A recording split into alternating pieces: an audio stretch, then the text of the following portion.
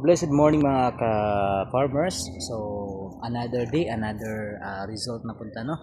So, mo ni ang flower station ni Mamputot diri sa Maymulabe, Sambuanga del Sur. So, mo ni ang atong owner stocky sa Umate Grow. Mo ni mga ka-Umate ang iyahang bulak, then ang manggaan ni mga ka-Umate, maapil niya og spray sa itong Umate Grow mo, pero makita ang tanawang bulak mga ka-Umate.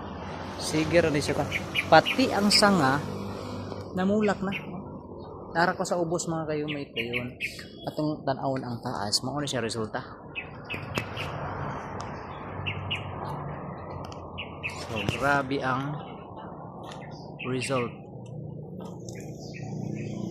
So sa mga farmer sa mangga dara, yun.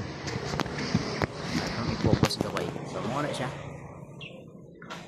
So pray lang nato ni nga dili sa magdon sa ulan mga ka-Umate kay wala ning undang bunga ni. Baguro ni namunga dayon namulak na pod karon. Grabe na gid ang bunga, abulak ni nako do. So kaloy ani. Yun. So amazing kayo no atong Umate Grow mo hatag og production. So kana sa iya sa pikas, yung diri nga pikas side atong libuton mga ka-Umate. So mao ni siyang result. So imagine mo ha.